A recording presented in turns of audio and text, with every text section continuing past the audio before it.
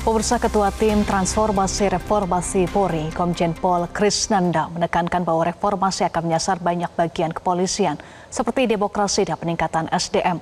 Selain itu, transformasi ini nantinya tidak hanya secara fisik, melainkan transformasi nilai yang meliputi moral, kemanusiaan, keterbukaan, dan pelayanan publik yang lebih baik. Transformasi, reformasi, birokrasi Polri.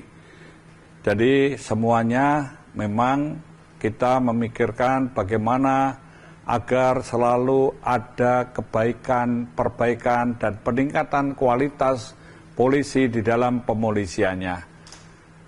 Konteks ini kaitan dengan transformasi adalah bisa dikatakan sebagai upaya untuk berani belajar dan memperbaiki kesalahan di masa lalu, siap menghadapi tuntutan, tantangan, ancaman, dan harapan di masa kini, dan menyiapkan masa depan yang lebih baik. Pada konteks ini tentu akan saling berkaitan bagaimana polisi di dalam pemolisiannya ini bisa menunjukkan kualitas kerja yang presisi. Karena pada konteks ini kita semua menyadari bahwa polisi di dalam menegakkan hukum ini membangun peradaban. Karena polisi menegakkan hukum adalah untuk menyelesaikan konflik secara beradab. Yang kedua kaitannya adalah bagaimana untuk mencegah agar jangan terjadi konflik yang lebih luas. Selanjutnya adalah bentuk perlindungan, pengayoman, pelayanan kepada para korban dan para pencari keadilan. Dan ini merupakan suatu bagian upaya untuk membangun budaya tertib supaya ada kepastian dan juga merupakan bagian edukasi.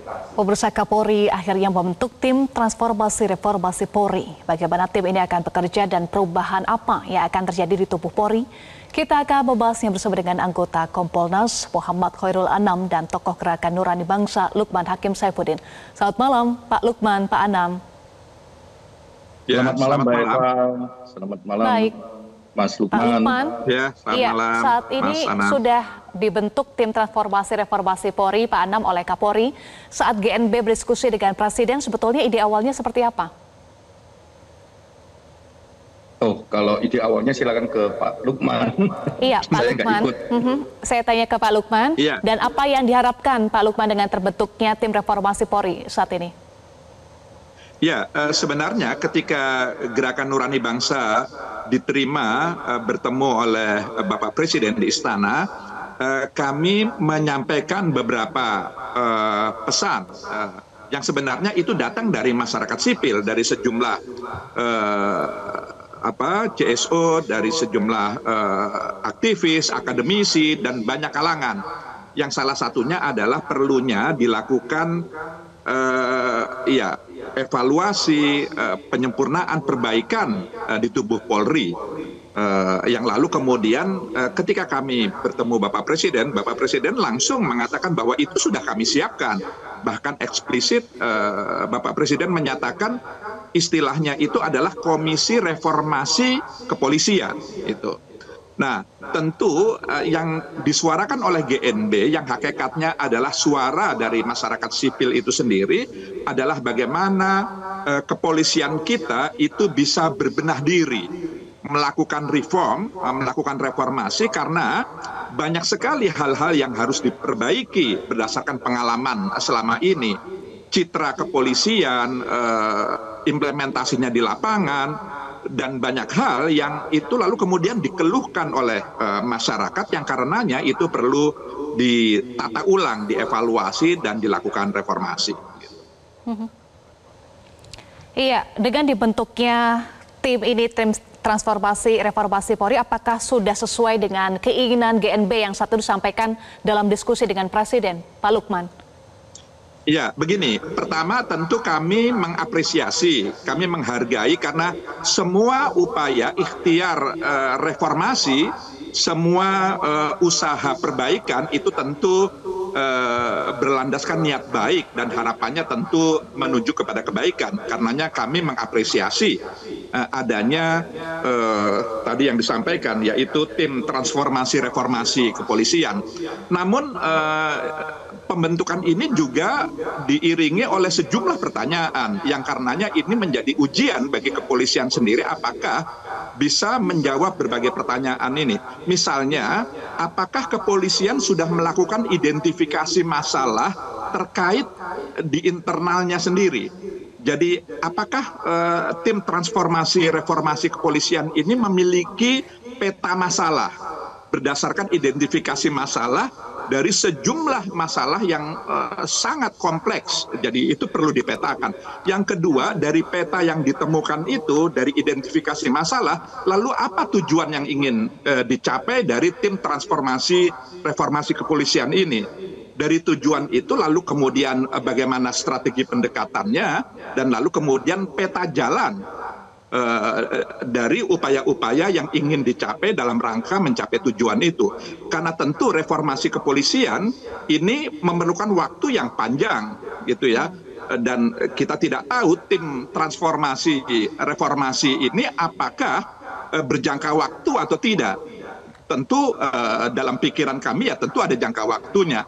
Maka peta jalan itu nanti juga harus bisa memberikan informasi yang jelas, durasi waktunya itu berapa lama, lalu target-target capaiannya apa saja, sehingga lalu kemudian publik bisa mengikuti yang dilakukan oleh tim transformasi reformasi kepolisian ini. Apakah yang mereka persiapkan, yang mereka rencanakan, yang mereka akan lakukan, itu memang betul-betul sesuai dengan harapan publik atau tidak.